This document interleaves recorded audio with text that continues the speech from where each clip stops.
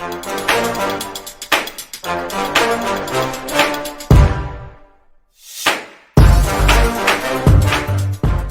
everybody, back again, and today we are continuing work on this needle-pointed longsword that we're doing. As you can see with the chalk, there are a couple areas that I need to tune up just a little bit. Right here and right here specifically just need to be stretched just a hair more, so that way it's not uneven in those areas, because they are a little sunken in those two places. So I'm going to go ahead and tune that up. Then the area where it transitions from the taper into that barb point, right through about here. You can't really see it straight on, but when I hold it like this, you can kind of see there's a little bump there where it drops off, right? See that?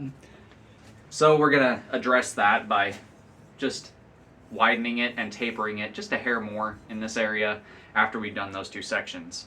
Then we can move on to fullering the lower half, lower 2/3, depending on what I end up wanting to do. So let's go ahead and get it in the fire and get started.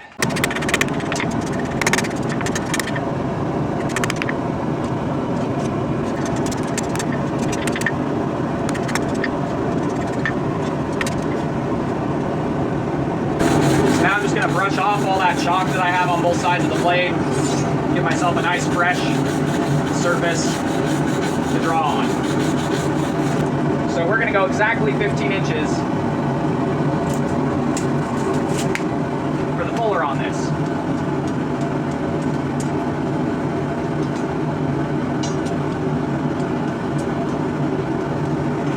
Now what I'm going to do is I'm going to flatten this medial ridge all the way up. And the reason I'm going to do that, I'm not going to flatten it flat. I'm going to just shrink it a hair, so I have a flatter surface to work with for my fuller tool to sit on, so it's not skating around on the top of that crest when I try to work it.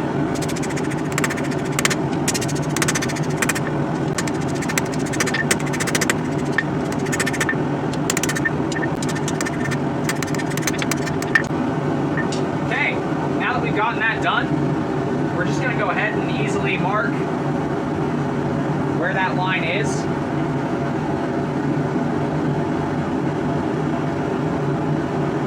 On both sides. You might have to remark this as we go.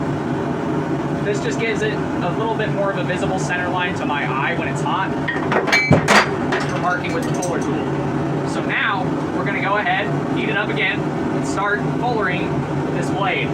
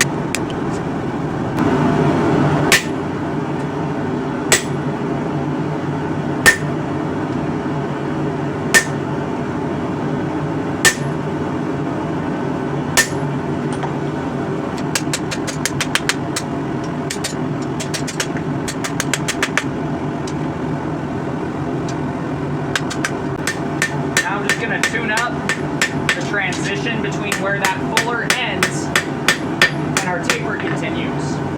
So my camera died, but I was able to harden and temper our blade without incident. And we've now got a nice fullered with a medial ridge kind of design here. So you can see we've got our fuller that runs the length of both sides, and then we've got that nice taper from that fuller into that medial ridge to our point.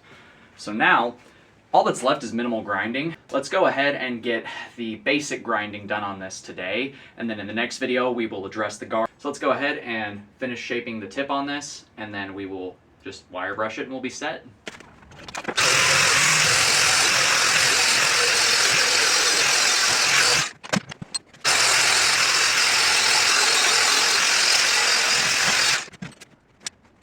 So as you can tell by the color of the sky outside, I've been grinding for about an hour, and we now have our blade shined back up.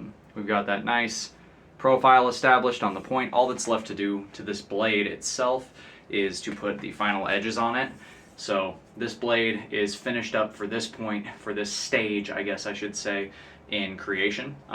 We got that nice fuller, and we left the forge detail in on the fuller, just so that way when you see the fuller, you know it was forged in there by hand. Gives it a little bit more of a traditional aesthetic, gives it a little bit more of a proper aesthetic, I would say. All that's left to do for this blade is to create the garden pommel, which will be the next video because it's getting a bit too late and a bit too cold out for me to continue. But that is for today's video. If you guys like what you're seeing, do me a favor and do that thing right there. And until next time, God bless, stay sharp out there. If you're looking for a custom hand-forged sword, knife, polearm, whatever, check out the Etsy store. Link will be at the end of the video.